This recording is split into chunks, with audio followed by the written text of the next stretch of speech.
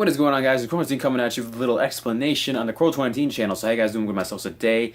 I'm going to be explaining a little bit of flaws that I have noticed in the film of the Purge Warzone. And I'm going to explain them, and then I'm also going to explain a little bit of the backstory to it. So that way you guys have a better understanding of what it is, because I understand there was some flaws. Maybe it could have been a little bit, tiny bit better. 100%, no doubt. All films could be better. Star Wars could be better. Avatar could be better. No matter what the movie might be, it always could be better in sort of different manners and ways that people think it should have been better. But in which cases, here's how I am going to explain it to you as best of my ability. So let's go ahead and get started. In one of these scenes, you will see well, actually through the trailers, I was getting ready to go outside and purge.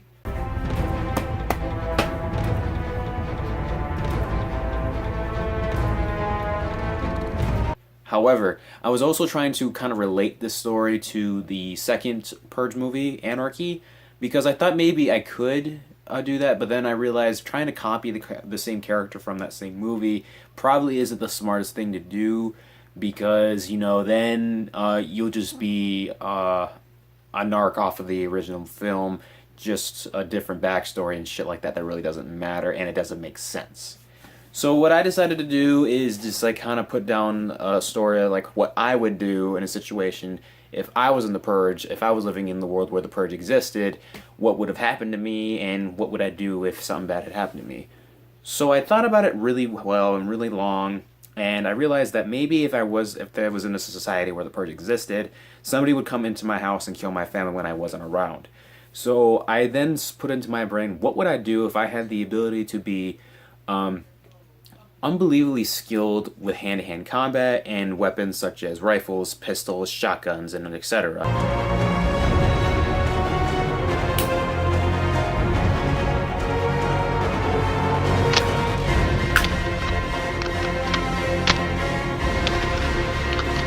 So I thought, okay, let's put me into like a military kind of stuff, just like from the guy from Anarchy. And seeing how it would look, it was actually pretty fucking awesome to see, because I've always imagined myself as like some sort of like commando, but not entirely. So I thought I'd put that in there, and I'm like, okay, instead of it being like a random person in the Purge, it's actually me. And then that's when it goes into the part to where I started hunting down this group that was specifically responsible for the deaths of my family, and they had been killing multiple different families that I knew. And I promised my dead parents and everybody in the house I would hunt them down and go kill them. Eventually I found a group that was tied to that same group that came to kill my family, and I hunted them down and I shot them up and everything like that, and then I found the actual like hideout between the person who was in charge of the whole entire group that was purging.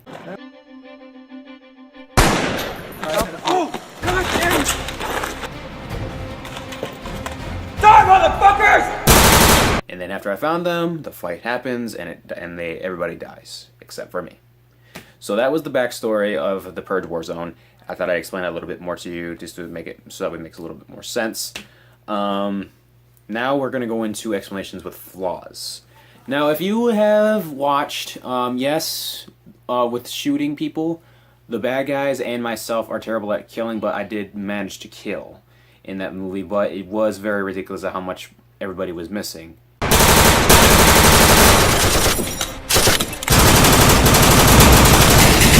Now, in a society where you're using nothing but military weapons, like I'm talking big guns, do you really think your normal human-sized body, and you've had absolutely no practice with weapons whatsoever, is going to actually hit the target that you've been trying to hit? No, absolutely not, because those guns are huge compared to like weapons like shotguns and sniper rifles and handguns, because people in Saginaw, so far as I know, has not fired a huge military like factory style gun. So in which cases, when my character was firing his M4 and his AK-47, AK-74U, he wasn't hitting anything because the recoil was ridiculous with all those guns, but he still tried to shoot them anyways. As well as the bad guys did, only a couple of them were doing really good with shooting, but they still sucked, especially Brandon's character. That's a big gun. There's no way in like all reality somebody could hold that kind of a gun with that much firepower on it, a master key, and its actual firing self. So he was missing. The two guys with the shotguns were missing because they never shot a shotgun. Jordan, who had the SMG, was missing because that's a tiny gun, but the recoil on that gun, because I've actually seen it being shot in real life, is ridiculous. It's hard to hold that thing still. So that's the reason mostly why they missed the whole entire time. And I thought I'd get that out of the way as well.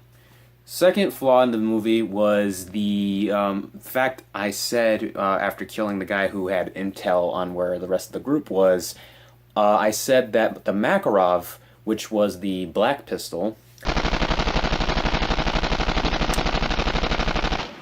left on that. So we are in luck. I do have the props that I used in that scene. The Makarov had 4 rounds left. This is true. This had 4 rounds left in the film. And I did not use them until I had the final kill. Now we're going to get to that in a minute. So this did have 4 rounds. The M19...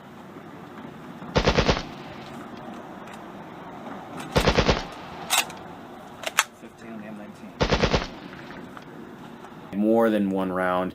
According to like online sources, the M19 can hold up to about 15 bullets, depending on the brand you get. So I thought this would be that brand that I would use in the movie, and so forth. He had 15 rounds. Now, if you're wondering, when you saw this gun come out and kill the witch, which was played by Rebecca, I said 1 bullet. That's not good. 1 bullet. Not good. I meant that I fired 1 bullet and now I have less bullets than I had before. So that's why, if you thought, what the hell, he said he has 1 more bullet but he just shot like 10 more. That's the reason why I shot 10 more, because I meant I shot 1 bullet less than the bullets that I had already. And that's not good because I needed every single bullet to fight the rest of those guys. Now, moving on to the Makarov scene, I killed AJ's character, who was the leader of all of these guys. Now, with that being said, I did say there was 4 rounds, and when I shot him with this gun, originally the take was 4 shots. I repeated, I hated this. Okay, when I actually started shooting, I expected me to just, you know, take out the gun and it would stop right there, like at that exact shot, just me pulling it out and no shooting. That's it. And then it would show AJ getting shot from a different angle with the sound effect in the background. And then it would go back to me actually finishing the last 2 shots. Now, because it was a huge failure, evidently, because the shot where it was just supposed to be just pointing the gun without shooting first, it didn't work, because then it still pulled off 1 bullet shot. And then, yeah, it went to the shot where AJ was getting shot twice, but then it finished the entire clip of me shooting 4 times. So approximately, I shot 7 or 8 times in that film, and it didn't make sense because I had 4. Now, if that helps explain it more, like, watch it, like, right here.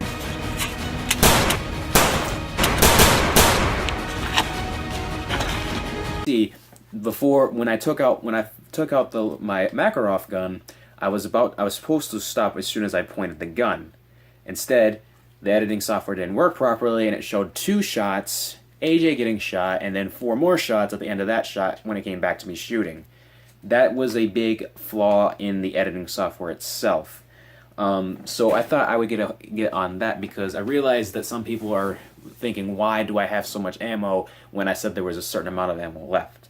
Now, I thought I'd get that out of the way because I know that probably irritates you, even though it shouldn't really irritate you as much, because it took me forever just to get that movie done, and it hurts me that people are not really caring about the movie itself, more about how much ammo the character does. If you look back at movies such as like Saving Private Ryan, and the Last Stand scene, Ryan said he ran out of bandolier ammo for his M4 1 Garand, and he did, but then he just kept shooting the rest of the entire fight, and it was ridiculous, because didn't he just say he was out of ammo for that gun, and now all of a sudden he's got fucking ammo for days? And then there's movies like Expendables. They have fucking infinite ammo, and that's a given, because Expendables is just an all-out gun movie, and that's a given.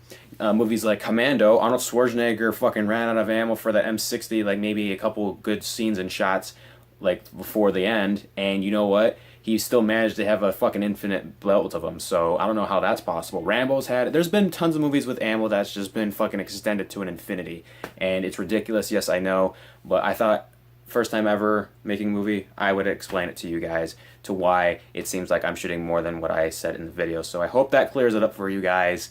I hope you enjoy the movie. Please leave a like if you did, subscribe, share the video around and everything like that. So thank you guys for watching. Hope this really explained everything to you. So yep, I will see you all in the next video on the Core 2018, whenever that'll be, whenever idea I come up with. Alright, thanks for watching.